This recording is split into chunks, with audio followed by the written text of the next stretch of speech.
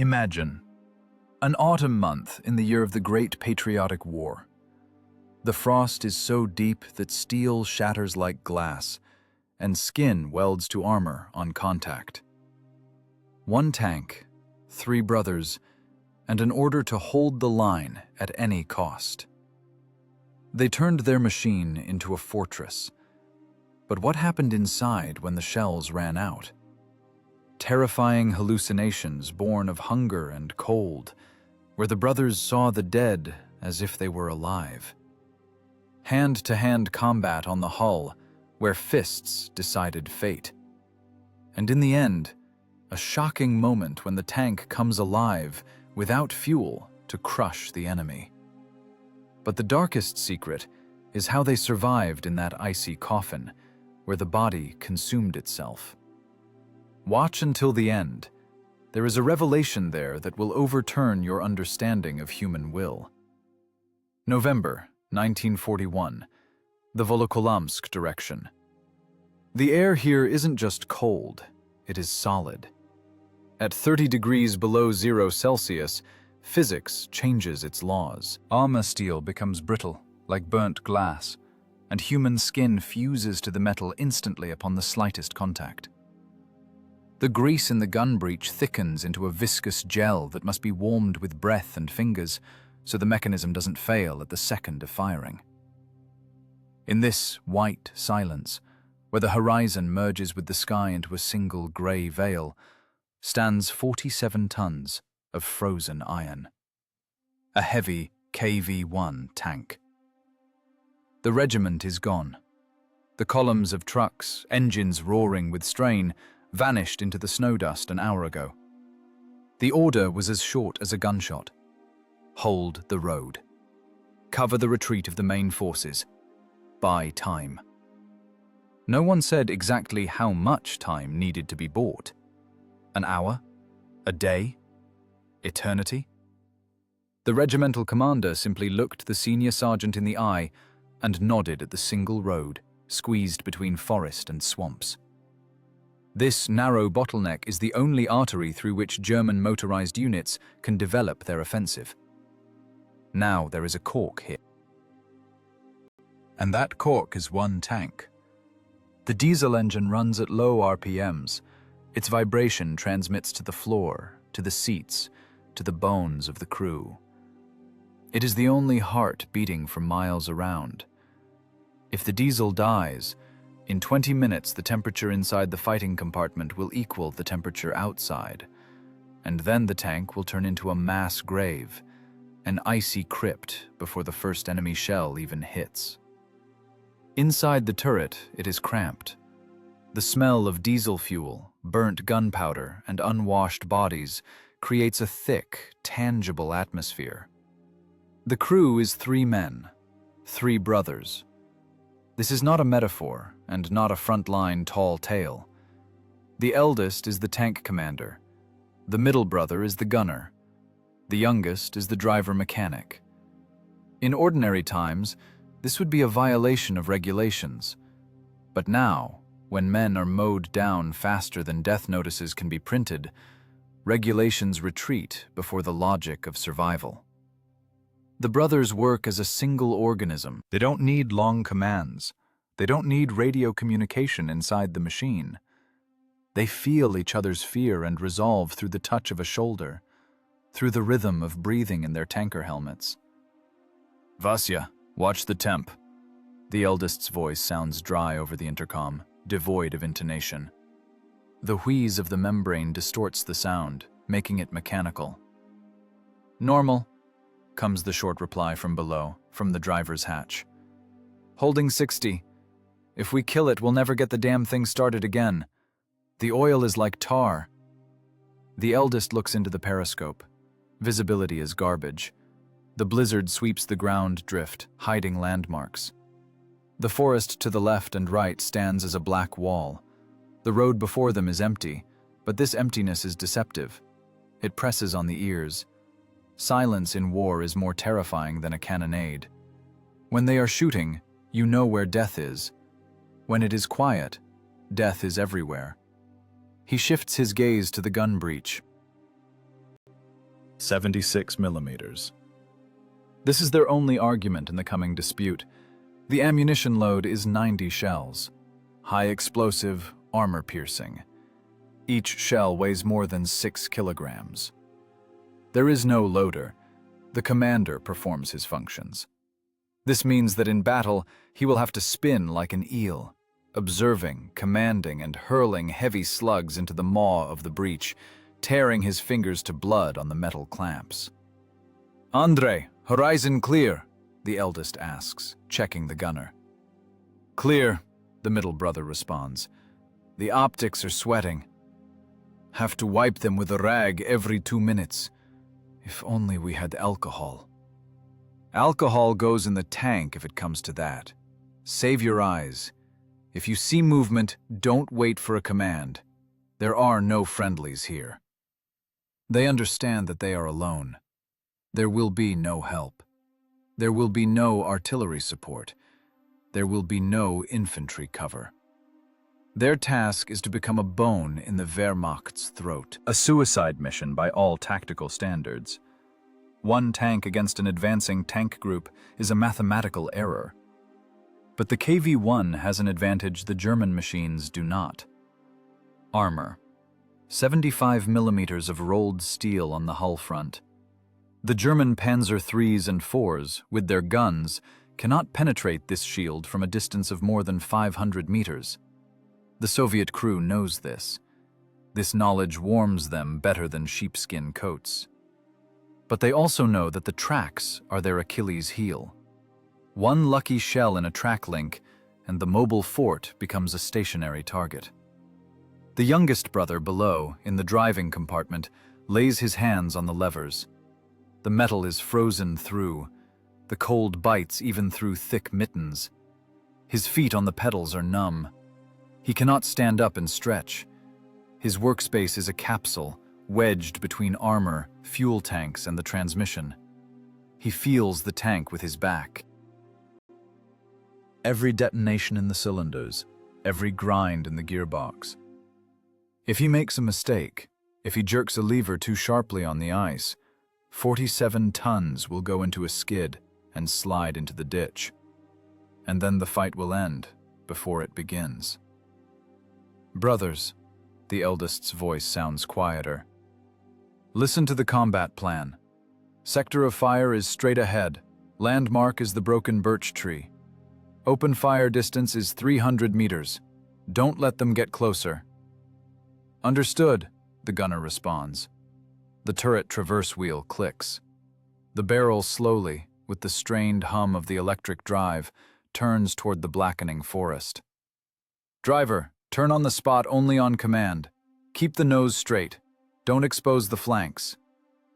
"Copy." Inside the tank, there is no place for heroism in the bookish sense. There are no beautiful poses and grandiose speeches here. Here there is only function. Each of them has turned himself into a part of the machine. The gunner is the eye and brain of the sight. The driver is the muscle of the chassis. The commander is the will and coordination. They have cast aside everything superfluous. Memories of home, fear of death, hope for a miracle. Only naked physiology and tactical necessity remain. The cold penetrates underclothing, looking for breaches in the body's defense. Toes begin to go numb. This is the first sign. You have to move them constantly, otherwise frostbite will strike unnoticed. The blood thickens. The brain begins to work slower, saving energy. The organism shifts into hibernation mode, but they cannot sleep. Sleep now equals death. Eyes sting from the strain. Peering into the white murk beyond the periscope, one can see things that aren't there. Shadows, flashes, movement. Hallucinations from fatigue and sensory starvation are a frequent guest in ambushes. "Movement," the middle brother's voice cuts the silence, sharp as the crack of a whip. "Landmark 2. Exiting the tree line." The eldest presses against the observation device. His heart delivers a heavy blow to his ribs. Adrenaline dumps into the blood, instantly burning away the lethargy and cold. Pupils dilate. On the background of white snow, gray boxes appear. 1, 2, 3. They move confidently, brazenly, expecting no resistance. The lead vehicle is a German medium tank, a Panzer III. Behind it are armored personnel carriers. Infantry sits on the armor, wrapped in greatcoats, unaware that they are already in the crosshairs. The distance closes. 500 meters. 400. The gunner's hand lies on the elevation wheel. Breath is held. The crosshairs of the sight catch the center of the frontal armor of the German tank. "Armor piercing," whispers the eldest, ramming the shell home. The breech clangs, locking death inside the chamber. "Fire at will." That clang of the breech became the point of no return. The world narrowed to a narrow sector of fire. Time stretched out. Seconds turned into hours. Now the work would begin. The hard, dirty, bloody work of destroying matter. The crew froze. 3 brothers became steel. The KV-1 froze in the snowbank, merged with the landscape, ready to unleash accumulated fury. Waiting lasted exactly 1 heartbeat. The shot rips apart the cotton-wool silence of the forest like a hammer blow on sheet metal. 76 millimeters of steel and explosives leave the barrel channel at a speed of more than 600 meters per second. The recoil of the F-32 gun pushes 47 tons of mass backward, rocking the tank on its suspension like a boat on a wave. Inside the fighting compartment, they don't hear this sound. They feel it with their diaphragm, skull bones, teeth. It is a physical blow that makes the eyes go dark for a moment. 200 meters. For a tank gun, this is pistol range. It is impossible to miss. The armor-piercing shell strikes the frontal plate of the lead Panzer III. 30 millimeters of German face-hardened steel cannot stop the Soviet slug at such a distance. The shell stitches through the armor, turning the insides of the enemy machine into mince from red-hot shrapnel and human bodies. The ammunition detonation happens instantly. The turret of the German tank, weighing several tons, jumps up like a lid on a boiling pot and falls to the side. A pillar of greasy black flame strikes the sky, instantly burning the frost off the branches of nearby trees. "Got him!" wheezes the middle brother, not tearing himself away from the sight. "He's burning, the bastard!" "Don't relax." The voice of the eldest overrides the clang of the falling casing. "Hit the rear one, the APC, high explosive." The eldest, who is the commander, who is the loader, works like an automaton. Hands in thick gloves grab a heavy shell, slippery with grease, from the rack on the turret wall. 6 kilograms of deadly cargo. A turn of the body, slamming the shell into the breech, a fist drives it in until a ringing click. The breech clangs, cutting off the noise of battle with a thick steel plate. "Ready! Target acquired!" The second shot rings out 8 seconds after the first. This is an excellent rating on the training ground, but here, in this icy hell, it is a question of life. The shell flies into the tail of the column. The half-track Hanomag armored personnel carrier bringing up the rear flares up like a matchbox. Inside it are infantry, ammunition, jerry cans of fuel. The explosion scatters burning debris for tens of meters. The road is blocked from 2 sides. The fire trap is cinched tight. The Germans are professionals. The panic lasts only a couple of seconds. They still don't see the enemy. For them, shells are arriving from nowhere, from an ordinary haystack on the edge of the woods, dusted with snow. But instincts kick in. Drivers of surviving vehicles try to drive off the road into the virgin snow. Infantry pours off the armor, seeking cover in the ditches. But the snow here is deep, waist-high. The German soldiers in their greatcoats get bogged down, turning into slow, clumsy targets against the white background. "High explosive! On the infantry!" commands the eldest. Inside the tank it gets hot. Not from the heater, there isn't one. From the work of the breach, from the red-hot casings that fall to the floor with a metallic ring, cluttering the space underfoot. Gunpowder gases, despite the working fan, sting the eyes and tear at the throat. A sour taste of carbon monoxide appears in the mouth. Adrenaline displaces the cold. Sweat runs down the back, under the padded jacket, sticky and hot. But there is no time to wipe it off. "Machine gun!" yells the gunner. He squeezes the trigger of the coaxial DT-29 machine gun. A long burst rips up the snow, mowing down bushes and gray figures trying to organize a defense. Tracers draw fiery lines in the twilight. One of the German tanks, a Panzer IV, finally notices the flashes of gunfire in the haystack. Its turret begins to turn, but the hydraulics work slowly in the frost. The thick oil resists the pressure. The Soviet crew beats them by an eternity. "Armor piercing! In the side!" The third shot of the KV-1 lands right under the turret ring of the German tank. Metal screams, tearing apart. The tank jerks and freezes, thick smoke starting to pour from the hatches. Now the enemy sees them. Bullets and shrapnel begin to drum on the armor of the KV.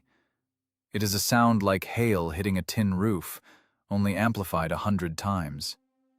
Ping, ping, bam! "They're tickling us," the youngest grins into his helmet.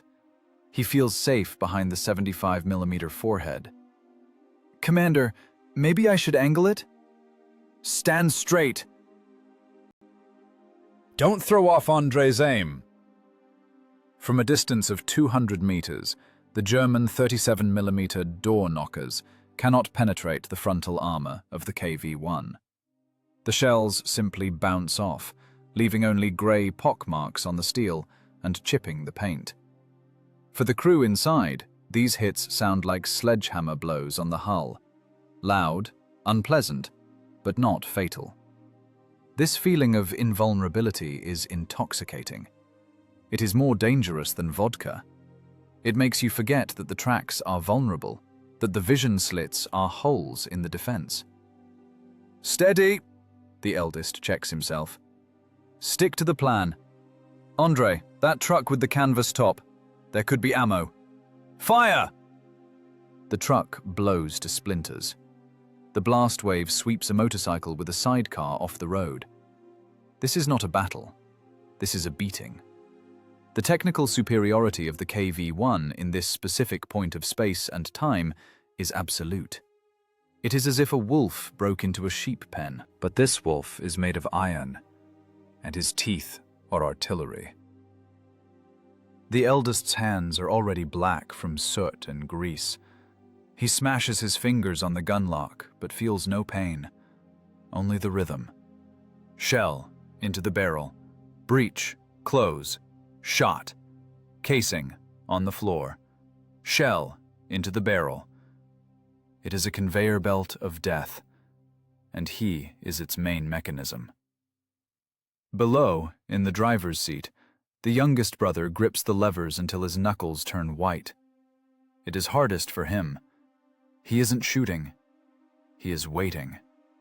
His task is to jerk the machine from its place if the Germans bring up artillery. He listens to the engine, catching every skip in its beat. The V2 diesel is a temperamental beast in such frost, but right now it sings evenly, devouring diesel fuel by the liter. Outside, everything is shrouded in smoke and snow dust. 5 vehicles are already burning. The smell of burning seeps inside the tank, mixing with the smell of sweat and gun oil. "Andre, save the ammo!" The drums aren't rubber, shouts the commander, kicking an empty casing with his foot to clear space. "There's a lot of them there, Kolya. They're crawling, the bastards." "Let them crawl. Let them get closer. We'll cut them down with the machine gun. The main thing is to take out the vehicles." Suddenly, a blow of a different tonality passes through the armor. a dull, heavy rumble that vibrates the entire hull. Not a ricochet. A high-explosive shell exploded right on the armor. "Howitzers!" yells the eldest. "They're bracketing us!" The Germans have come to their senses. They are calling fire from their own artillery right onto the road, not sparing their own men. They are covering the grid square with mortars and shells. The euphoria of the first strike evaporates instantly. Now the real war begins. Not a shooting gallery, but survival. "Driver, short reverse! Get behind the fold in the ground! Move!" The tank growls, spewing clouds of blue smoke. The tracks bite into the frozen earth, crushing ice and packed snow. The multi-ton machine backs up, crawling into the shadow of the forest, while the remains of German overconfidence burn out on the road. The first round goes to them. They bought time, but the price of this time will now rise with every minute. The cold outside hasn't gone anywhere.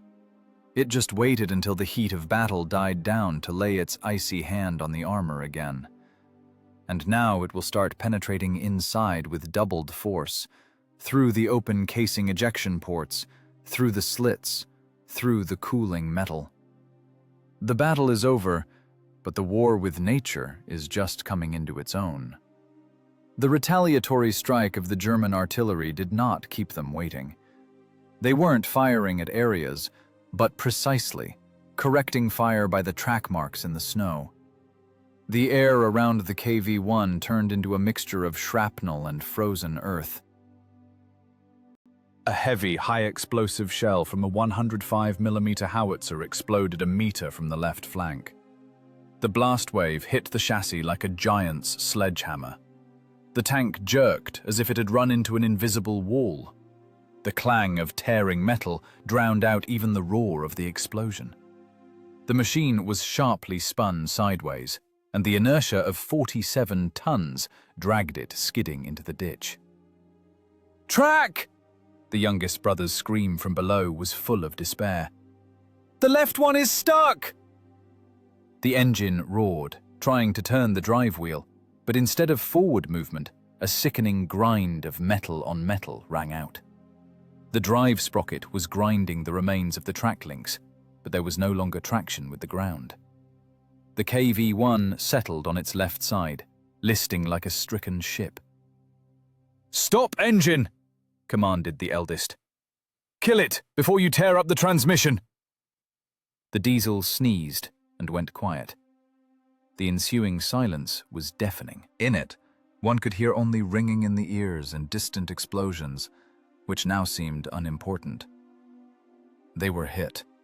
The tank was immobilized. In the conditions of mobile warfare, this is a death sentence. An immobile tank is just a very sturdy target. "Alive?" the eldest asked dryly, checking himself. "Intact," replied Andre, rubbing a bruised shoulder. "Normal," grunted the youngest. "Just threw a shoe, Kolya. Either a pin popped or a link snapped. In this frost, steel is like crystal." Going outside for repairs under mortar fire is suicide, and putting a 40-kilogram track back on with 3 men in 30-degree frost, in deep snow, without a tractor, is an impossible task. They understood this without words. Their status had changed. Now they were not a breakthrough tank. Now they were a pillbox. A steel fortress frozen into the Russian earth. Night fell on the forest quickly, as if someone had turned off the light. With the darkness came the real cold. While the engine was running and the gun was firing, it was tolerable inside. The iron held the heat of burnt diesel and gunpowder, but as soon as the mechanism stopped, the laws of thermodynamics took over. The armor, possessing monstrous thermal conductivity, began to suck the heat out of the fighting compartment with the greed of a vampire. The temperature outside dropped to 30 below. Inside the tank, it tended toward the same figure. Breath turned into thick clouds of steam that settled as frost on instruments, bolts, and the gun breech. The walls became covered with a white, fuzzy coating. The tank was turning into an ice coffin. "Don't start the engine," ordered the eldest. "Half a tank of diesel. If we idle, we'll be dry by morning. And we still need to turn the turret. Save electricity. The batteries will die faster than us in this cold." It was a cruel, but the only correct decision. Fuel is the blood of the tank. Without it, the turret will become an unliftable boulder that will have to be rotated by hand, tearing muscles. An hour later, the cold crept under padded jackets and sheepskin coats. It bit at toes, nipped the nose, fettered movement. But the most terrible thing was happening to the weapon. The eldest noticed it when he tried to open the breech to check the barrel. The handle moved stiffly, as if inside the mechanism there was not metal, but thick resin. "The grease," he cursed. "It's freezing, damn it." The factory grease in the gun mechanisms was thickening, turning into a viscous gel. Another couple of degrees down, and the firing pin simply won't strike the shell primer. The gun will turn into a useless pipe. "We got rags?" asked the commander. "A couple of cloths," replied the gunner. "Give them here, and get your hands ready. We're going to warm it." In the dim light of the emergency bulb, a surreal scene began. 3 grown men, wrapped in scarves, leaned over the breech of the gun like over a dying comrade. They rubbed the cold metal with rough rags, trying to disperse the congealed oil with friction. When the rags didn't help, the eldest pulled off his mittens. "What are you doing, Kolya? You'll weld to it," the youngest whispered in fright. "Don't lecture me. Breathe on your fingers." He placed his palms on the icy steel of the breech. The heat of living flesh transferred to the dead mechanism. It was a sacrifice. The skin on his palms turned white, losing sensitivity, but the grease inside began to yield. "Switch," he commanded a minute later, tucking his hands under his armpits. Now the gunner wrapped his arms around the cold metal. The teeth of all 3 were chattering. This sound, clack, clack, clack, was the only sound in the cramped turret. "And I'm right now," the middle brother spoke through chattering teeth, trying to smile with blue lips. "Imagining I'm in Sochi. Summer. The pebbles are hot." "Yeah," the youngest chimed in, rubbing numb knees. "And the sea is warm. Plus 25 degrees. Cold beer." "Belay the beer," the eldest interrupted, but there was no anger in his voice. "Beer will give you a sore throat. Tea, hot, black, with sugar. A mug so iron you can't hold it in your hands." These conversations were a defense mechanism. The brain tried to trick the body, slipping in images of warmth so as not to go insane from sensory shock. The cold was omnipresent. It penetrated thoughts, slowed reactions. One wanted to curl up in a ball and close one's eyes. Just sleep. Death from hypothermia is gentle. First you hurt, then you're warm, then you fall asleep and don't wake up. "No sleeping," barked the eldest, seeing the youngest's eyelids drooping. "Check personal weapons. Get your pieces out." They took out their pistols. TTS for the commander and gunner, a Nagant revolver for the mechanic. The metal of the pistols burned their hands with cold. "Rack the slides. Check the action." Click-clack, click-clack. "Oil okay?" "Moving stiff," admitted Andre. "Thickening, too." "Inside your shirt. Keep them close to the body. The pistol has to be warm. If the Fritzes get close, the cannon won't help us." They sat in the dark, pressed back to back to preserve crumbs of warmth. The tank, once a formidable breakthrough machine, had become their prison and only hope for salvation simultaneously. The walls pressed in. Outside, the wind howled, throwing handfuls of snow into the vision slits. It seemed that the whole world had died out, and only the three of them remained in this iron box in the middle of an icy desert. "Kolya," the youngest asked quietly, "what if they crawl up at night?" "We'll hear them," the commander answered. "Snow squeaks. In this frost, you can hear footsteps a kilometer away." "And if the sentries fall asleep?" "We don't have sentries." We are all sentries. The eldest looked at the gun breech. The metal gleamed dully in the gloom. It was ready for battle. As long as the crew gave its warmth to the machine would protect them. It was a fair trade. Life for life. That night, they understood the main truth of this war. The enemy is not just the man in the grey greatcoat. The enemy is nature. General Frost doesn't care who is right or who is wrong. He kills everyone who shows weakness. The KV-1 stood motionless, covered in snow, looking like a strangely shaped snowbank. But inside this snowbank beat 3 hearts, and life glimmered, ready to explode with fire at the first danger. The first night in icy captivity was just beginning, and it promised to be longer than their entire previous lives. The Germans didn't attack immediately.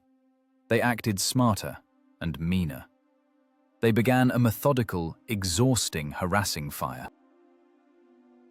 Every 15 to 20 minutes, without a clear schedule so one couldn't get used to it, a machine gun burst struck the tank's armor or a mortar shell exploded nearby. This sound didn't kill, but it didn't let the brain shut down. It was torture by sound and anticipation. You just fall into saving darkness when a sledgehammer blow on the hull yanks you back into icy reality. The heart jumps to the throat every time, adrenaline squirts into the blood, but there is no outlet for it. The body shakes not so much from cold as from chemical poisoning by its own stress hormones. By 3 in the morning, it became clear. If they didn't come up with a system, by dawn the crew would turn into 3 madmen with frozen brains. Eyes were sticking together not just from fatigue, but from the body's protective reaction. The brain demanded consciousness be switched off to save energy. Eyelids filled with lead.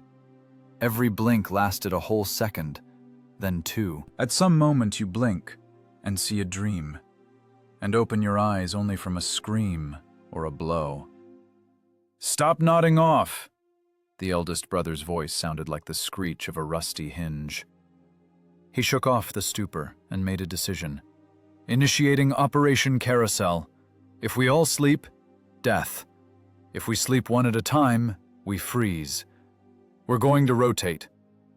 The system was simple and cruel, like everything in this war. Change positions every 2 hours. Number 1, the observer. He sits at the sight and commander's panorama. His task is to look into the night until his eyes sting, catching every movement, every shadow. He keeps his finger on the trigger.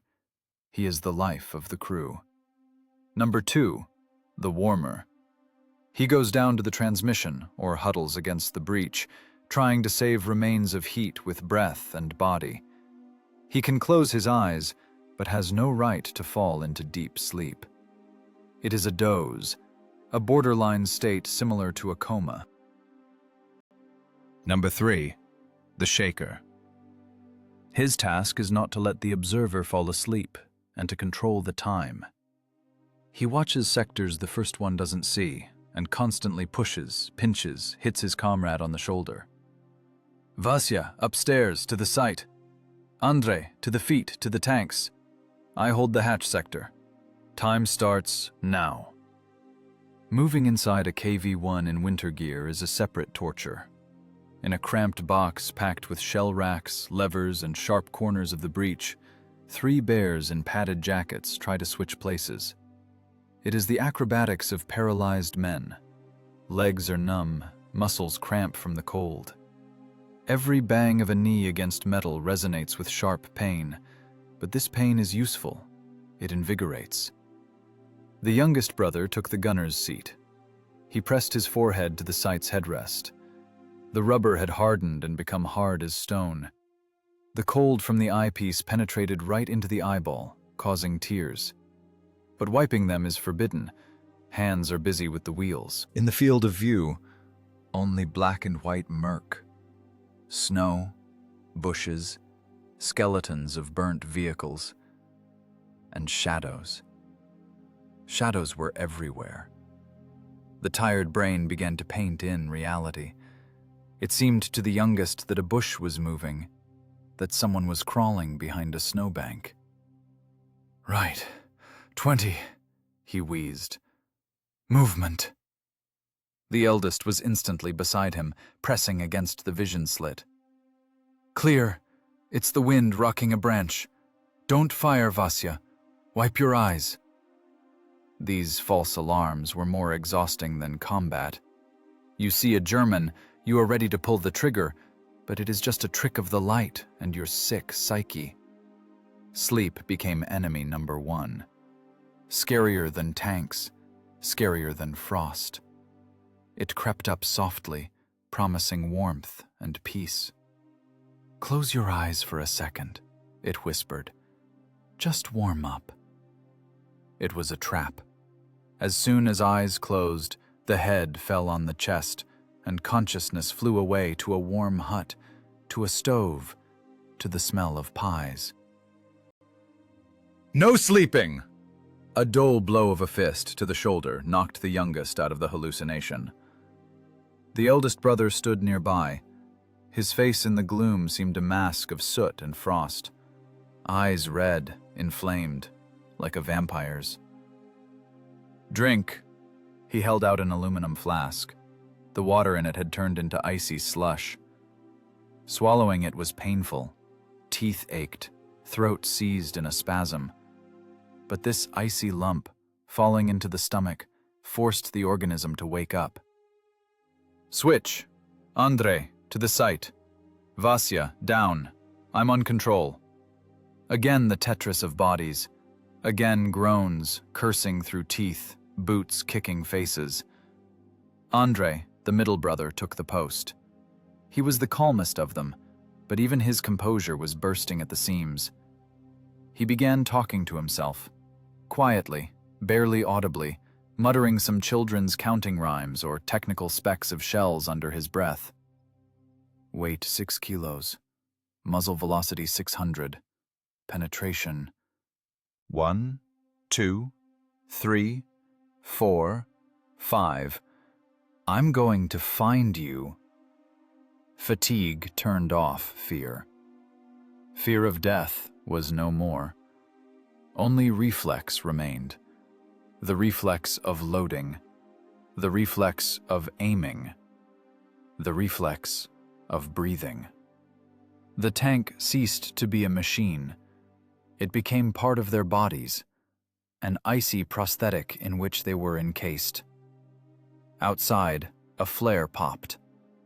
White, deathly light flooded the clearing. Shadows from trees jerked and ran like living things. Andrei jerked toward the trigger, but the eldest's hand intercepted his wrist. "Wait, it's a check. Don't give away the position until you see a target." They sat, not breathing.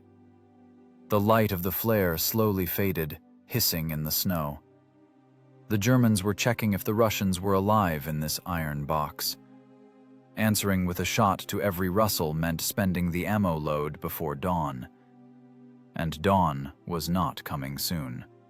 Time lost meaning. The night stretched into eternity. It seemed the sun would never rise, that the world had always been, and would always be, this dark, frozen box. 4 in the morning, the hardest time, the graveyard shift. The organism is at the bottom of its activity. The heart beats rarely, blood is thick. Right now one wants to die, just to end this torture by cold and tension. "Kolya," whispered Andrei, not tearing himself away from the sight. "I can't. I don't feel my hands." You can. The eldest's voice sounded no longer like an order, but like a statement of fact. You are not a hand. You are a gunner. Turn the wheel. As long as you turn, blood flows. You stop, you die. And Andre turned. A millimeter to the left, a millimeter to the right. The gun barrel barely noticeably moved its black pupil in the darkness, scanning the horizon. The carousel continued to spin. 3 lives flowed one into another, maintaining the common fire of consciousness, which so wanted to go out under the icy wind of the Moscow night. By morning, the situation on the road changed. The direct, brazen pressure of the German motorized column was replaced by cautious, viscous maneuvering. The enemy was confused. According to all Wehrmacht tactical manuals, a single firing point is suppressed in 10, maximum 15 minutes. Here, the battle had been going on for several hours, and the density of fire from the Russian side was not decreasing. Panic reports flew to the German battalion headquarters. An Oberleutnant, lying in the snow 300 meters from the haystack, reported that facing him was not just an ambush. "There is a fortified region here!" he yelled into the receiver of the field telephone, shouting over the rattle of machine guns. "The road is held by at least 3 heavy tanks. We observe multiple flashes. Sector of fire, 180 degrees. They are hitting with crossfire." The Germans were caught in the trap of their own logic. They couldn't believe that a single crew was capable of creating such a squall of fire.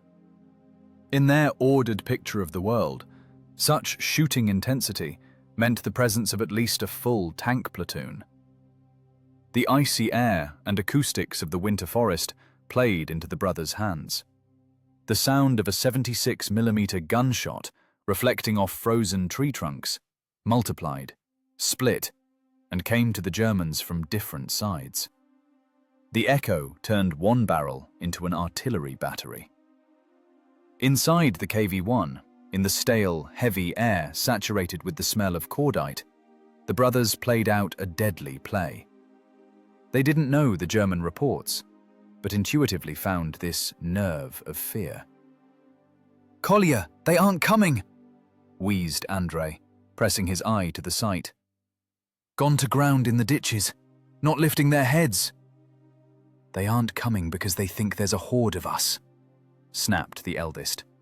He, performing the role of loader, was wet with sweat, despite the 30 below outside. His hands shook from tension. 90 shells of ammo load. These aren't just numbers. It is tons of iron that must be tossed by hand. "Changing tempo! Don't rapid fire!" They understood that if they fired continuously, they would quickly give away their position and burn out the barrel. They needed to create the illusion of different machines working. "Andre, listen to my command!" The eldest's voice became hard as metal. "We're doing seesaws. Shot in the left sector. Pause 10 seconds. Turret traverse right. Shot.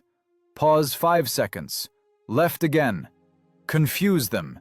Let them think it's different tanks working." "Understood," nodded the gunner. The turret electric drive hummed, turning the multi-ton construction. The turret of the KV-1 crawled to the left. "Fire!" The roar of the shot. The shell went toward the brush where infantry movement had been spotted. "Stop!" commanded the eldest. "Wait! 1, 2, 3. Traverse right! Sharp!" The drive motor howled. The barrel described an arc. "Fire!" The second shell hit the skeleton of an already burnt APC, kicking up a cloud of sparks and smoke. For the Germans, this looked like the coordinated work of 2 different machines standing on the flanks. The enemy was afraid to go into a frontal attack, assuming they would fall under deadly crossfire. They began digging into the snow, calling for sappers and heavy artillery. It was pure psychology. One Russian tank, immobilized, with a broken track, dictated terms to a whole battalion by the sheer willpower of its crew. "Machine gun ammo running low," reported the youngest from below. He was feeding drums up into the turret. 10 left. Guard them like the apple of your eye, responded the commander. Short bursts, 2-3 rounds. Simulate ranging fire. Don't let them realize we're starving. Bluff. Their entire defense now held on a grandiose, brazen bluff. If the Germans knew that before them were just 3 exhausted men running out of shells and strength, they would simply crush them with mass. But fear of the Russian monsters paralyzed the will of the German commanders. The eldest brother looked at his hands. His gloves had torn long ago, the fabric soaked in grease and blood from skinned knuckles. Every time he opened the breach, he overcame the resistance of the thickened grease and his own fatigue. The muscles of his back burned with fire. "Kolya, they're popping smoke!" yelled the gunner. Outside on the white snow, gray clouds began to spread. The Germans were trying to hide their movements. "Want to flank us," the eldest realized. "They think we're a defensive line, looking for the flanks. But we don't have flanks. We're a dot." "What do we do?" A note of alarm sounded in the middle brother's voice. "Shoot into the smoke, randomly, but rarely. Scare them. Andrei, hit higher, at the treetops." "Why the trees?" Waste shells? "Shrapnel will come down from above. It'll be scarier, and the sound is louder. Let them think we have airburst shells." They fired into the crowns of the pines above the road. The high explosive shell exploded in the branches, bringing down an avalanche of twigs, wood chips, and deadly metal on the German infantry. The screams of the wounded reached even through the armor. This unconventional move finally convinced the Germans. The Russians had prepared thoroughly. The enemy stopped attempts to crawl forward and froze, awaiting reinforcements. Time. They had won time again. Every minute the Germans spent with their noses buried in the snow meant that somewhere in the rear they would have time to bring up ammo, deploy a hospital, or dig a new trench. The crew of the KV worked on pure automatism. Consciousness narrowed to an algorithm. Target, aim, fire. They stopped feeling the cold. The nervous system, overloaded with stress, simply turned off signals from the body's periphery. Feet in boots turned into blocks of ice, but this no longer bothered them. The main thing was that hands obeyed. The main thing was that the breach clacked. "We fooled them, brothers!" Suddenly the youngest laughed hoarsely. The laugh was terrible, like a cough. "They're sitting there, the Fritzes, shaking. They think it's the Brest fortress, but it's just us and the iron." "Don't jinx it," the eldest cut him off. "Once they figure out we're alone, they'll tear us apart with their teeth." He knew this game of hide-and-seek couldn't last forever. Sooner or later the Germans' patience would snap, or aviation would arrive, or they themselves would run out of shells. But until that moment arrived, they were obligated to maintain the illusion. They had to be not 3 men, but a whole battalion. A shadow flickered in the periscope again. "Left!" Movement! I see it! The turret went into a turn again. The hum of the electric motor merged with the heavy breathing of the men. The KV-1, this steel ghost, continued its dance on the bones of enemy logic. They changed sectors, changed tempo, changed tactics, creating chaos out of nothing. And while this chaos reigned in the heads of the enemies, Moscow behind their backs received precious seconds of life. The illusion of numbers became their most reliable armor, stronger than 75 millimeters of rolled steel. But the reserve of this armor was melting with every shot. Third day on the line. Time compressed into a tight spring where day does not differ from night. The Germans were tired of losing vehicles in fruitless attempts to break the defense head-on. Their tactics changed. On the horizon, in the grey haze of the frosty morning, long, predatory silhouettes appeared. These were not tanks. These were 88s. Flak Anti-aircraft guns, deployed for direct fire. Tank killers. Their shells fly at supersonic speeds and stitch through armor like a hot needle stitches through butter. The first blow struck the cheek of the turret. The sound was as if the firmament itself had cracked overhead. It was not an explosion, but a sharp, dry crack of splitting metal. The KV-1, weighing 47 tons, shuddered down to the last bolt.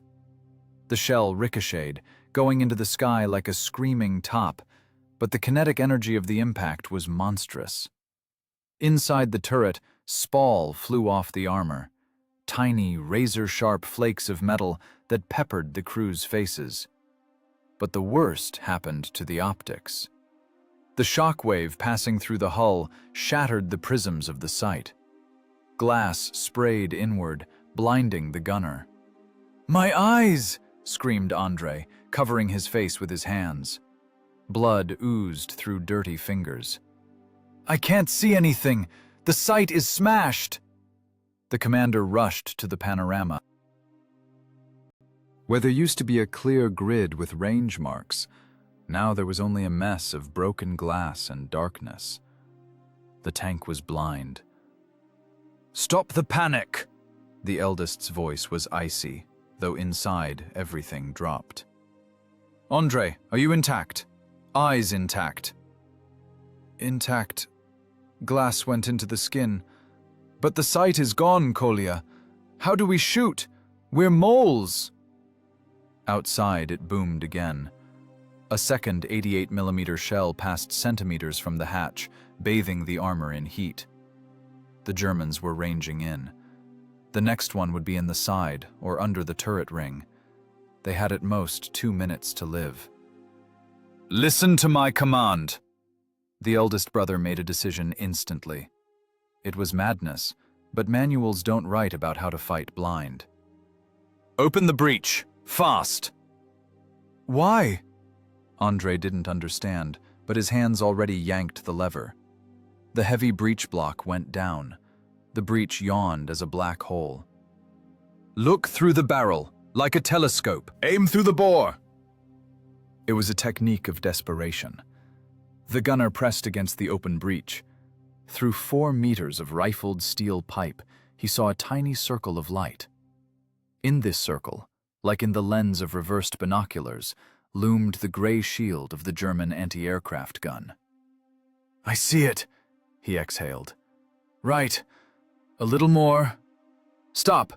Holding in the center of the circle. Hold it steady. Don't breathe." The eldest grabbed a shell. High explosive. Now the precision of a surgeon and the speed of an executioner were needed. "Clear your head. Loading." Slam. The shell went into the chamber. The clang of the breach cut off the light at the end of the tunnel. Now they were in darkness again. But in the gunner's memory remained the image, the crosshairs of the barrel and the enemy shield. "Fire!" The shot. The recoil of the gun nearly smeared the loader against the back wall of the turret. In the cramp, in such a rush, he didn't manage to recoil according to regulations. "Where's the burst?" yelled the eldest. Below, at the levers, the youngest brother turned into pure hearing. He killed the engine to hear the world through the armor. "Got it!" he shouted. "I hear screams and twisting iron. We hit them, brothers. We covered the crew." But it was too early to rejoice. A second anti-aircraft gun, camouflaged to the left, opened rapid fire. Shells pounded the earth around the tank, kicking up fountains of frozen soil. Shrapnel drummed on the armor, knocking off external instruments, the antenna, the headlight. The tank was deaf and blind, squeezed into a ring of fire. Shooting through the barrel every time was impossible. It took too long. By the time you open, look, load, they'll turn you into a sieve. "Switching to hearing," commanded the eldest. "Vasya, you are our ears. Listen for the outgoing." Now their life depended on intuition and acoustics. The youngest brother, pressing his ear to the cold metal of the hull, caught the sounds of shots. Outgoing left, 30 degrees, he shouted, analyzing the echo. Andre, with a blood-covered face, rotated the turret wheel blindly. He didn't see the target. He felt it. Over days of fighting, he had merged with the machine so much that he knew. 3 turns of the wheel is a turn of such and such an angle. His vestibular system worked instead of a gyroscope. "Stop, here?" he asked, putting his hand on the trigger. "Give it to him." A shot in the dark. A shot into the white light, hoping for luck.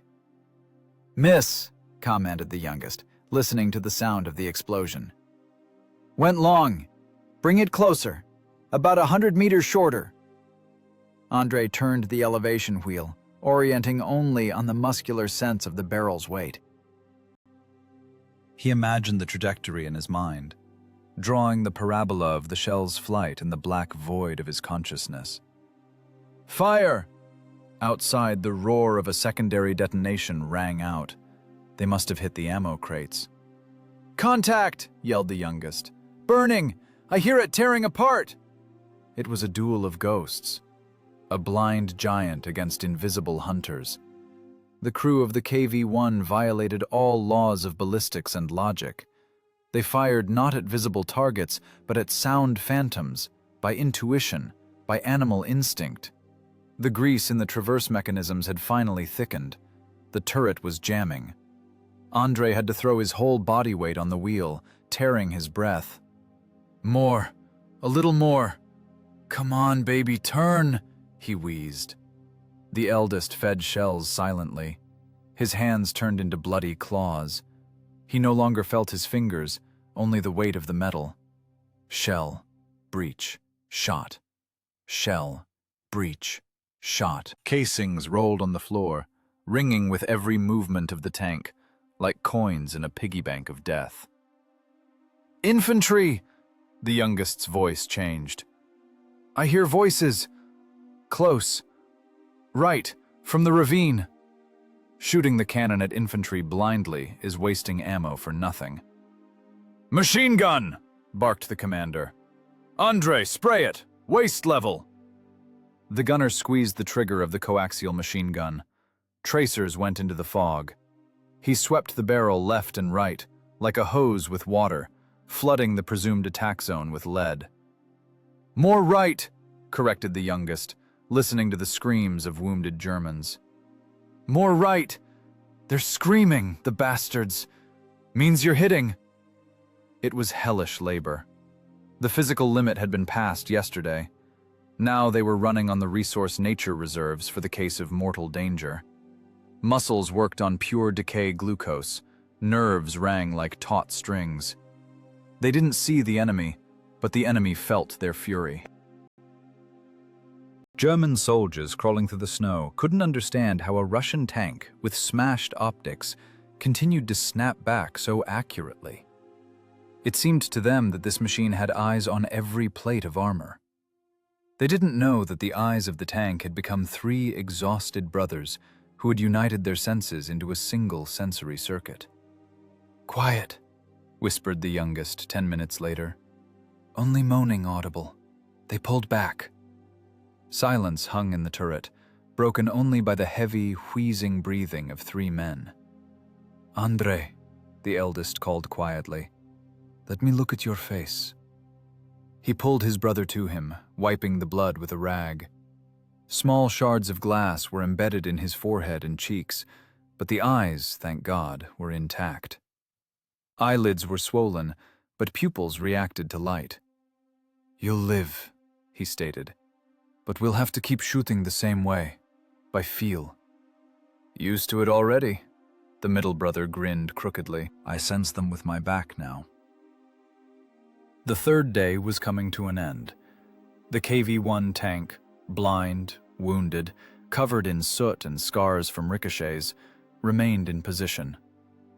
They beat back the attack with a technique that shouldn't exist. Intuition beat optics. The human spirit turned out to be more precise than German Zeiss lenses. But ahead was the 4th night, and it brought with it new, even more terrible trials. By night, The wind changed. A blizzard came from the north, dense, prickly, packing snow into every crack and drowning out sounds. Visibility dropped to 0. For the tankers, this was a death sentence, but for the German infantry, a gift of fate. Now they could get close, not fearing machine guns. They crawled, merging with the snowbanks, gray shadows on a white background, creeping up on the steel monster stuck on the road. The youngest brother, sitting below, heard this sound first. It wasn't the roar of an explosion, and not the whistle of a bullet. It was a sound that made hair stand on end under the helmet. A scrape. A metallic, rhythmic scrape of hobnailed German boots on the armor of the fenders. Someone was walking on their roof. "On the armor!" he yelled, tearing his voice. "Up top!" In the same second, the barrel of a submachine gun poked into the driver's vision slit. A burst struck the armored glass, kicking up sparks and stone dust. "They're in the dead zone!" The commander instantly assessed the situation. The cannon and coaxial machine gun were useless. The enemy is below the gun's depression angle, or behind, on the engine deck. They swarmed the tank like ants on a beetle.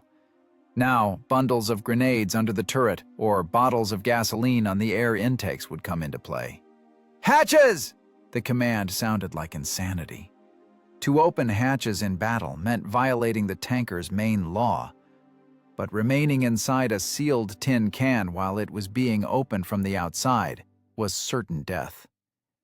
"Pistols to battle!" Ready, grenades! The eldest snatched the TT from his holster. The grip, wrapped in electrical tape, slid in the glove, wet with sweat.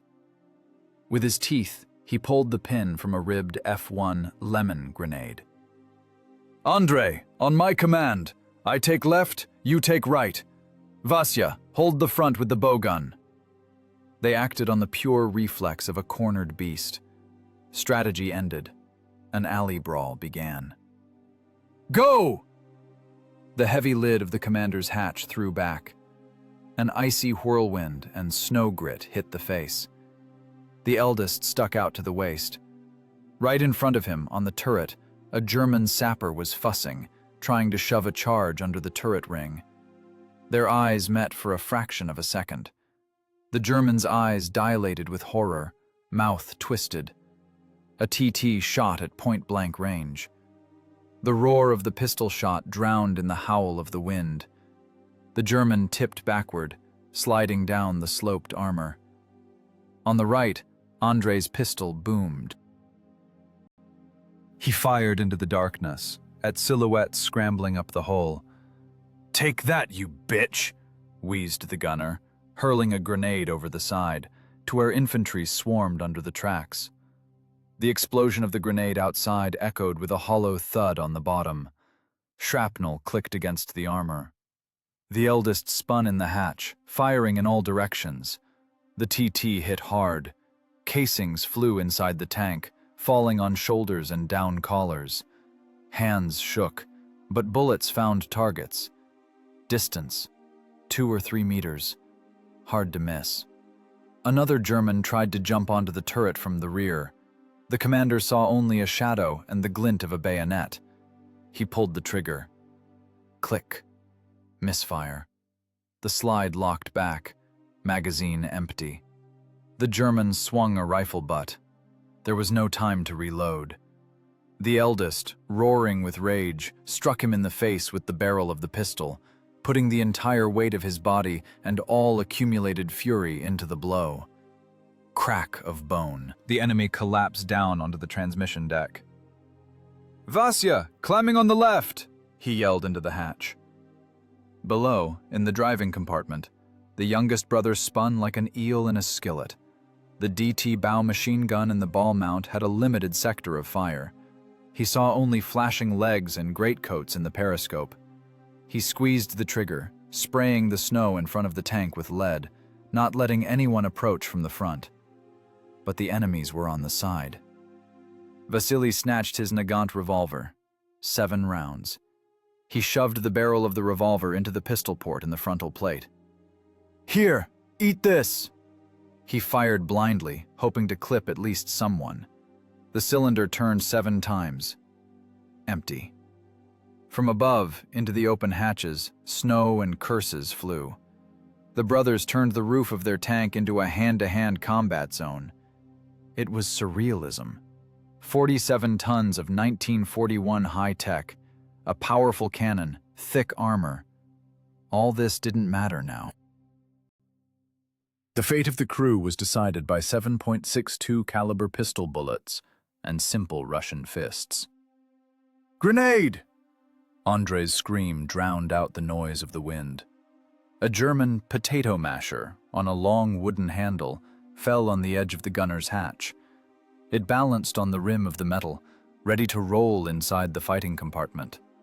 A second to detonation. Andre didn't think.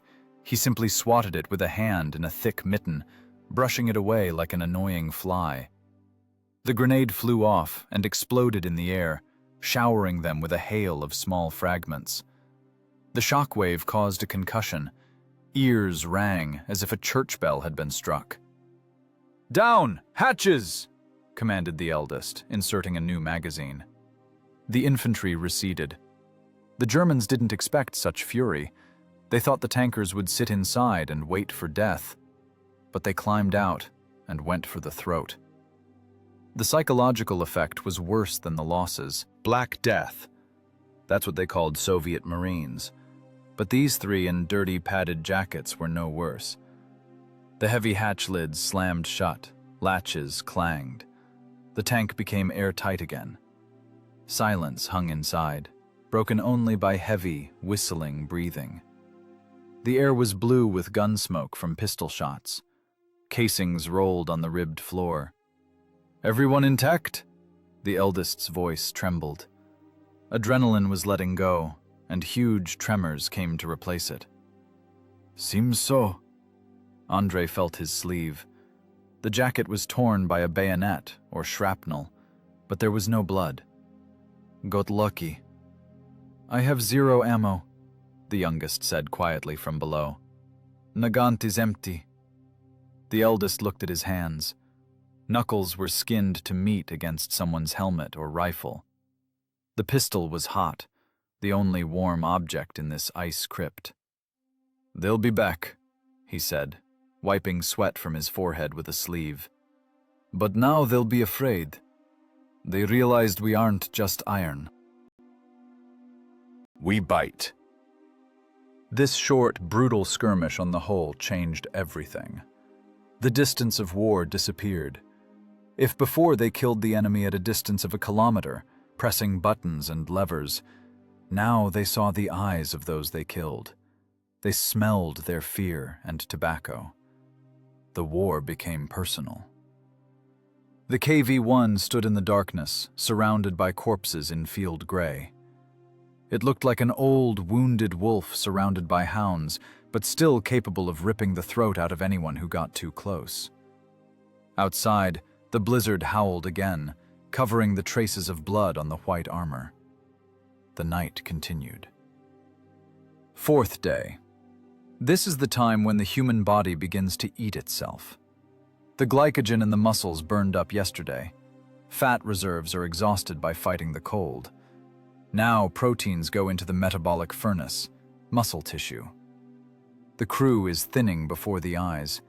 Faces are gaunt, cheekbones wrapped in gray, parchment skin. Eyes have sunk into black sockets, and a feverish, unhealthy shine has settled in them. A terrible, ringing silence fell inside the tank. It pressed on the ears harder than the roar of explosions. The eldest brother ran his gloved hand over the ammo rack on the turret wall for the 100th time. Empty. The metal clamps that used to hold the heavy bodies of shells now stuck out like the ribs of a skeleton.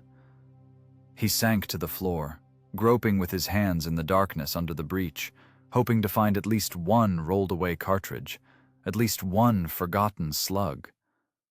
Fingers bumped only into fired casings, cold and slippery with oil. Empty. His voice sounded like the rustle of dry leaves. Main caliber, 0. It was a mathematical point of no return. The KV-1, formidable breakthrough machine, lord of the battlefield, turned into 47 tons of unarmed iron. The 76 millimeters of the F-32 cannon were now just a useless steel pipe. They could scare, but they couldn't kill. Only the DT machine guns remained, but against tank armor they are as useless as peas against a wall. Andre, the gunner, sat at the sight, not tearing himself away from the eyepiece. His hands lay on the wheels, but his fingers no longer moved. They were black. Third-degree frostbite crept up unnoticed, under the mask of general fatigue. Tissue necrosis. He looked at his hands and didn't recognize them. These were foreign, charred pieces of wood attached to the sleeves of his jacket. There was no pain. Nerve endings had died. "Kolya," he called quietly. "Mom is baking pies. With cabbage." "What?" the eldest jerked, floating out of semi-oblivion. "Smells like it," Andre smiled with cracked lips. "Do you hear? The dough is rising, and the stove is crackling. Warm."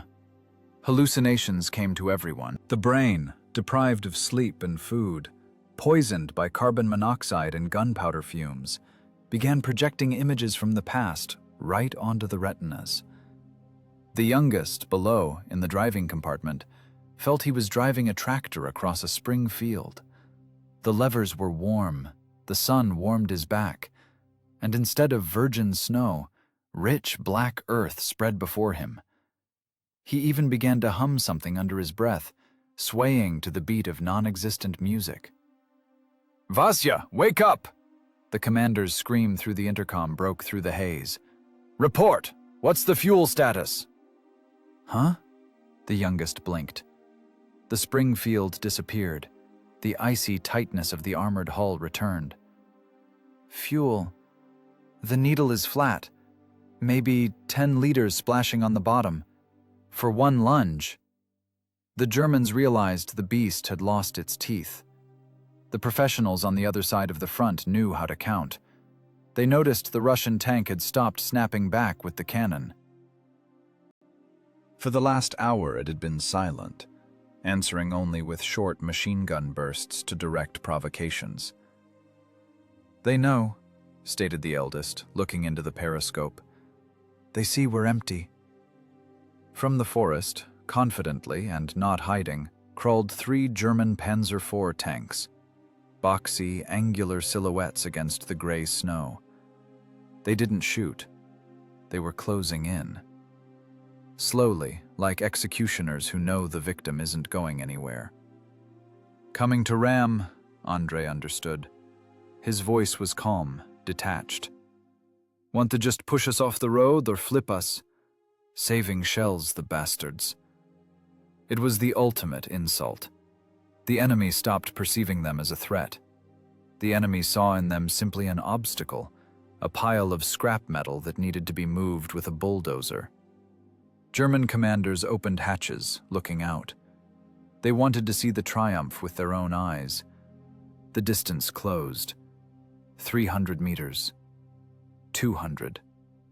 Inside the KV-1 hung a heavy atmosphere of farewell. Words were unnecessary. They understood everything. They did more than they could. They held a regiment for 4 days. They burned a company's worth of equipment. But physics is relentless. When the shells run out, the war ends. Or not. "Vasya," the eldest's voice became hard as the steel their tank was welded from. "You said diesel for one lunge. That's right? Enough for us to turn around. If we get lucky, if the clutch isn't frozen. Listen to the task. We are not a target. We are a shell. A shell in itself. 47 tons.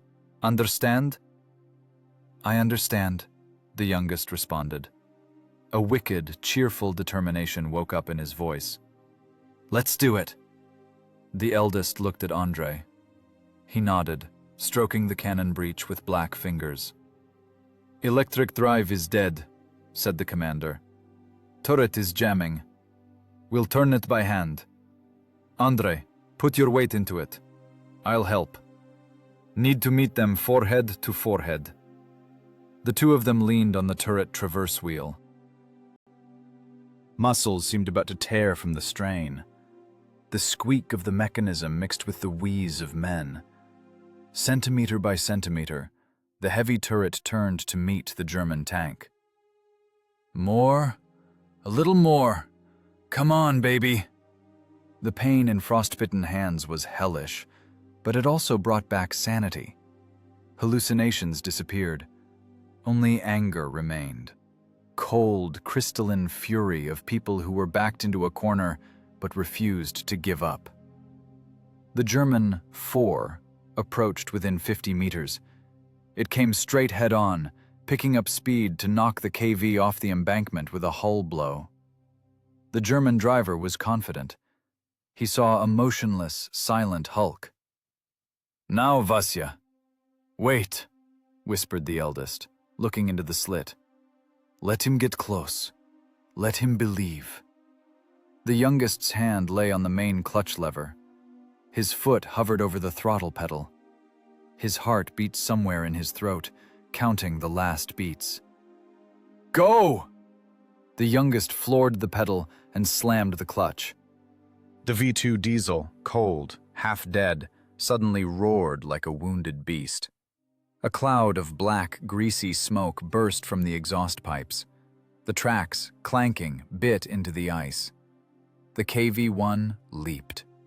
It was the leap of a hippo, heavy, clumsy, but inevitable. The German didn't expect it. He saw the dead pillbox suddenly come alive and lunge to meet him. There was no time to maneuver. Impact. Two machines collided head-on. The sound of the impact was terrible. The gnashing of steel, the ring of bursting armor, the scream of metal. But you can't cheat physics. The KV-1 weighed 47 tons. The German Panzer IV, 22 tons. The Soviet tank, using inertia and mass, simply crushed the front of the German machine. The impact was of such force that the crew inside was thrown against the armor. The eldest smashed his forehead on the sight. Blood flooded his eyes. But he felt the hull of the KV continue moving, crushing the enemy under itself, pressing him into the snow, breaking suspension and road wheels. "Push, Vasya, push!" he screamed. The tank crawled forward, growling and grinding, turning German equipment into a pile of twisted iron. This was no longer an artillery duel. It was a knife fight, where instead of knives, the weight of a combat vehicle was used. The German tank tilted and, losing balance, toppled into the ditch, flipping upside down. The KV-1 froze on the edge of the embankment, shrouded in steam and smoke. The engine sneezed one last time and died. Now, forever. Fuel was gone. Dead silence hung inside. "Alive?" wheezed the eldest, wiping blood from his face. "Alive," responded Andre. "Man, Kolya, you really came up with something. Like bowling pins." "That was the last argument," said the youngest from below. His voice trembled. "That's it. Now we are definitely empty. And dry." They did the impossible. They stopped the attack without having a single shell. They used the tank itself as a weapon of last resort. But now they remained completely alone, without movement, without fire, in a cooling machine, in the middle of enemy encirclement. And ahead was the night, the last night of their war. The impact was of such force that the world inside the tank split into fragments. The sound of crushing metal crossed the boundaries of auditory perception and became simply pain in the temples. The KV-1, having lost power but retaining the inertia of 47 tons, smashed into the German 4 like an icebreaker into a flow. But the physics of war is cruel. The kinetic energy wasn't enough to kill the enemy instantly. The German tank, grinding with stripped tracks, tilted, was thrown to the edge of the embankment, but didn't flip completely. It got stuck, clinging to the soil with the remains of its chassis. Inside the Soviet machine, darkness fell. Emergency lighting went out. The diesel was silent. The fuel system was dry to the last drop. The silence was broken only by the hiss of punctured pneumatics and a heavy, gurgling wheeze. The youngest brother, Vasily, lay on the levers. His chest had hit the steering clutch control. He was unconscious but alive. The mechanic heard him greedily gulping air. Andrei, the gunner, hung in the seat straps. His face had turned into a mask of blood and soot. He didn't move. The eldest brother, the crew commander, came to first. An alarm bell hummed in his head. He tried to move his neck. Sharp pain shot through his spine. But the survival instinct, forged by 4 days of continuous combat, worked faster than reason. He looked into the shattered periscope. What he saw made his blood run cold even at 30 below. The German tank was alive. Its engine had died, but the turret... The enemy turret was slowly, jerkily, turning toward the KV. The German gunner had apparently survived and was now turning the wheel, trying to aim the short-barreled 75mm gun right into the side of the Soviet tank. Distance, 0. The German muzzle brake was a meter from the armor. A point-blank shot, even with HE, would breach the side or cause such spalling that the KV crew would turn into jelly. "No," wheezed the eldest. The sound of his own voice seemed foreign to him. "You won't take us." He needed to traverse his turret. He needed to use the long barrel of the F-32 gun as a club, as a barrier, to block the rotation of the German turret, to jam their gun, not let them fire. He lunged for the electric turret traverse trigger, pressed the button.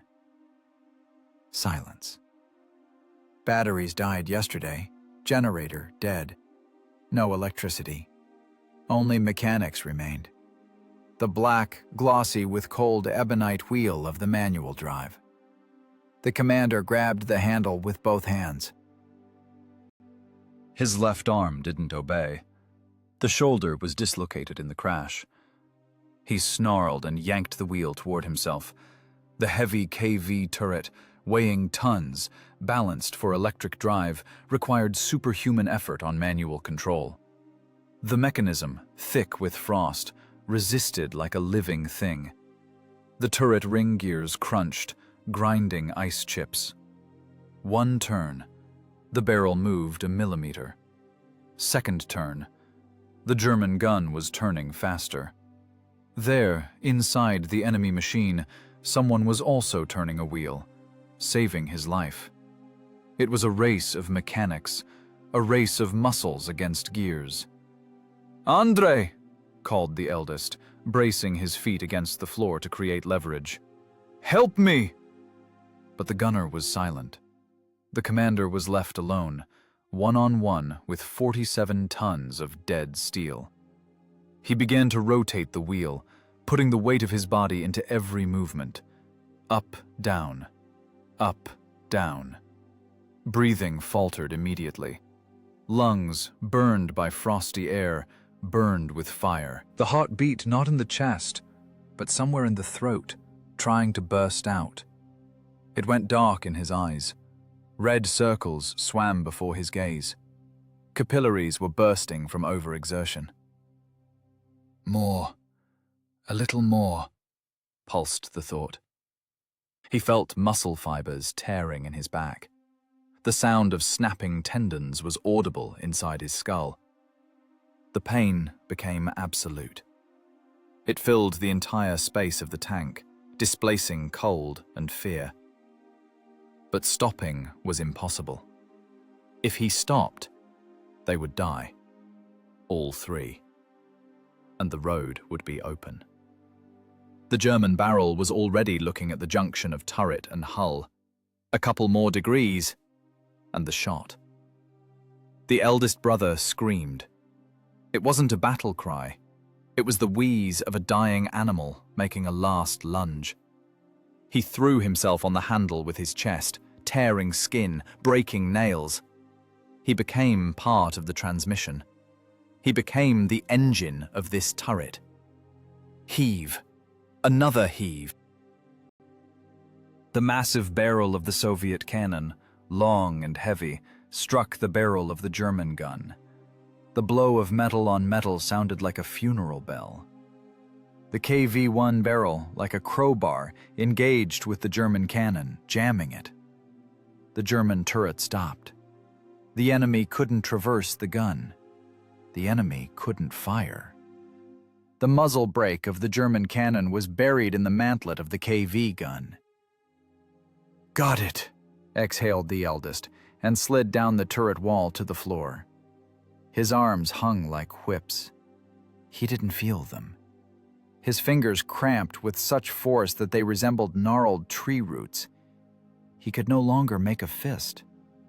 He gave all his strength, all energy accumulated over 30 years of life for those 20 seconds of turning the wheel. But the job wasn't fully done. The tanks were locked by barrels, like two stags by antlers. The German Panzer IV, losing the ability to shoot, tried to back up to break the clinch. Its tracks roared, striking sparks from the stones of the embankment. The KV-1 rocked. If the German got away, he would shoot them from a distance. "Hold," whispered the commander. He tried to stand, but his legs failed. And then happened what lies beyond the bounds of tactical technical characteristics. Mass. The KV-1, dead, cold, immobilized, simply leaned its weight on the enemy. Under the weight of 47 tons and the pressure of jammed barrels, the German tank, standing on the edge of the icy ditch, lost its footing. The ground under the German's track crumbled. Slowly, as if in slow motion, the enemy machine began to tip onto its side. The screech of metal became unbearable. The gun barrels disengaged with a squeal. The Panzer IV crashed into the ditch, flipping upside down. The impact on the bottom of the ravine shook the earth. The KV-1 remained standing on the road. It loomed over the defeated enemy like a granite monument. Its cannon, scratched, with paint chipped off, looked down into the pit where German equipment burned. The eldest brother lay on the floor of the fighting compartment, looking at the ceiling. Through the open hatch, which had been torn off its hinges during the ram, snow fell. Large, white flakes landed on his face without melting. The body heat was no longer enough to melt them. "Kolya?" came Andrei's quiet, weak voice. "Alive," the commander answered, with just his lips. "We get them?" "We got them." "And the road?" "Closed." The KV-1 stood across the only artery leading to Volokholamsk. To the left, swamp. To the right, a steep ravine where the flipped German lay. Impossible to drive around. Impossible to move 47 tons without tractors. To blow it up, need time and sappers. They accomplished the mission, not with heroic fire, not with strategic maneuver, but with brute physical force and self-sacrifice. The eldest brother felt the cold penetrating inside, freezing the sweat on his back. His heart beat rarely, skipping beats. Thump. Pause. Thump. The resource was spent. The organism had crossed the line of no return. He looked at his hands. They trembled with a small, nasty tremor. He tried to make a fist, but his fingers didn't obey. He had torn muscles. He burned himself to turn that damned wheel. It was a victory, a quiet, terrible victory of will over metal. The tank died, but the crew forced it to perform a final action even after death. A moan came from Vasily below. "Water?" asked the mechanic. The eldest tried to reach for the flask, but couldn't. He didn't have strength even for that. "Endure, brother," he whispered. Soon we'll rest." He closed his eyes. The darkness was soft and warm. It smelled not of diesel and burning, but of home. Bread. Fresh milk. The pain in his hands subsided, dissolving in the oncoming hypothermia. 3 people in an iron box began to slowly freeze, having done their duty to the end. The road to Moscow was closed. The cork was driven in tight. The morning of the 5th day arrives not with sunrise, but with a change in the density of the gray color. The blizzard has died down. The wind that tormented metal and flesh for 4 days has gone east, leaving behind an ideal, dead silence. The landscape has changed beyond recognition. What used to be a road now resembles a scrapyard dusted with powdered sugar. Black skeletons of German tanks, APCs, and trucks stick out of snowbanks like rotten teeth. In this icy desert, where the temperature is frozen at the mark of 32 degrees below zero, movement appears. It's not Germans. It is a ski battalion of Siberians who have gone on the counteroffensive. They move silently, white ghosts on white snow, ready for battle. But there is no one to shoot. The enemy is destroyed or driven back. The advance patrol stops at the embankment. The soldiers lower their rifles. They see a picture that doesn't fit into the regulations and logic of war. Across the road, hanging over the ditch, stands a huge snowbank of a strange, geometrically irregular shape. Only the muzzle brake of a cannon, covered in frost, and a piece of torn track stick out of the snow.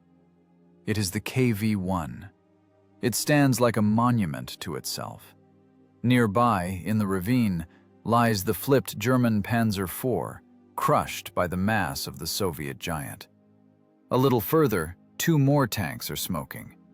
Thousands of brass cylinders are scattered all over the road, casings that have now frozen into the ice, creating a macabre mosaic of battle. "Commander, look!" one of the skiers whispers, pointing at the turret. The lieutenant approaches. He sees the open hatch, torn off its hinges. Inside is darkness. No heat comes from the tank. The metal has cooled to the ambient air temperature. "Empty, probably," says the lieutenant. "Crew left, or—" He doesn't finish. He climbs onto the armor, slippery with oil and frozen blood. Boots knock hollowly on the hull. This sound seems sacrilegious in such silence. The lieutenant looks inside. At first he sees nothing but darkness. Then his eyes adjust. Inside the fighting compartment sit 3 figures. They are motionless. Their clothes, padded jackets and overalls, have turned into an ice shell. Faces are covered with a crust of soot, oil, and frost. Eyelashes are stuck together from frozen breath. They look not like people, but like mannequins forgotten in a warehouse. The eldest sits on the floor, leaning his back against the rack. His hands lie on his knees, fingers curled in an unnatural pose, as if he is still holding an invisible control wheel. "Medic! Over here! Run!" screams the lieutenant. His voice breaks into a falsetto. He jumps inside, onto the floor littered with casings. Inside stands a heavy smell, a mixture of burnt diesel, cordite, and the sweetish smell of frost-bitten flesh. The lieutenant grabs the eldest by the shoulder, trying to shake him. The body is hard as wood. "Brothers, hey! Can you hear?" No reaction. The medic runs up, tears off his bag. He presses fingers to the commander's carotid artery. A second. 2. 5. "Got it," he exhales. "Weak. Thready. But it's there. They're in suspended animation. Freezing. Give me the alcohol." The medic takes out a flask, tears out the cork with his teeth. He forcibly pries open the black, cracked lips of the eldest and pours in the fiery liquid. The tanker coughs. The body shudders from a spasm. Eyelids covered in frost twitched and slowly, with difficulty, lifted. Eyes. There is nothing human in them. These are the eyes of a man who has already stepped across the line and returned. In them is emptiness and cold, infinite fatigue. He looks at the lieutenant, but doesn't see him. Focus swims. "Friendlies?" The sound is barely audible. It is not a voice, but a rustle. Lips don't move. The sound comes from the throat. "Friendlies, Pop, friendlies." The lieutenant, a young guy of 20, suddenly feels a lump rising in his throat. "Ours are here. The German is on the run." "The road," whispers the eldest. "We held." "I know, I see. Hang on, we're getting you out." "There. Brothers." The tanker's head falls on his chest. Consciousness floats away again. Evacuation of the crew turns into a highly complex operation. The bodies of the tankers have frozen in the poses in which the cold overtook them. Muscles are in a state of rigor mortis while alive. To pull out the youngest driver mechanic, they literally have to pry his hands off the levers. Skin has frozen to the metal. Medics cut the padded jackets, pour alcohol on hands to free living flesh from iron captivity. They carry them out in their arms, like children. 3 blackened, emaciated bodies. The weight of each is no more than 50 kilograms. The war drank all the juices out of them, burned fat and muscles, leaving only a skeleton wrapped in skin, and that very iron will that didn't let the heart stop. The regimental commander, a colonel with thick gray mustaches, walks along the road, counting enemy losses. He folds his fingers. 1 Panzer III, 2 APCs, trucks with ammo, anti-aircraft guns crushed by tracks, a Panzer IV in the ditch. In total, he counts 17 units of equipment. 17. He stops near the KV-1, inspects the tank. The armor is all pockmarked from shells and bullets, not a clean spot left. Road wheels smashed. The cannon is jammed in an unnatural position after the ram. "Who was here?" he asks the lieutenant. "A platoon? A company?" "No, Comrade Colonel." The lieutenant nods at the stretchers being carried to the ambulances. 1 crew. 3. Brothers. The colonel takes off his papaka hat. The frost bites his bald head, but he doesn't notice. He looks after the departing truck. "It can't be," he says quietly. "By all calculations, it can't be. A man is made of meat, and here..." In the field hospital, doctors fought for their fingers and lives. They survived. The organism, backed into a corner, turned on ancient caveman mechanisms of regeneration. But the war didn't end for them that day. It remained in them forever. In their gazes, in their silence, in how they looked at snow. The rumor of the immortal crew went along the front faster than the Information Bureau reports. Soldiers in trenches passed this story from mouth to mouth, adding details, turning a real battle into a legend. They said the tank was steered by spirits. They said the crew welded themselves to the armor so as not to leave. They said they had 3 faces but 1 heart for 3. Myth-making is a protective reaction of the psyche. People need to believe that there is someone stronger than death. But reality was simpler and scarier. No mysticism, no superpowers, just 3 Russian men. Just an order. Just the understanding that behind their backs is not just a geographic point on a map, but Moscow. And if they retreat, if they allow themselves to close their eyes and sleep, then tomorrow this city might not exist. The KV-1 remained standing on that line until spring. They couldn't move it right away. Too heavy, grown too deep into the earth. It became a landmark. Right at the dead tank. Left after the brothers' tank. Soldiers passing by to the west laid cigarettes or pieces of bread on the armor, as a tribute of respect, as a sacrifice to the god of war, who spared 3 to show the rest. A limit to human capabilities does not exist. The finale of this story is not orders and medals, although there were some. The finale is the quiet click of the wheels of a hospital train, taking the 3 brothers to the rear. They lie on bunks, covered with warm blankets. In the train car, it is warm. It smells of tea and carbolic acid. Andrei turns his head to the eldest.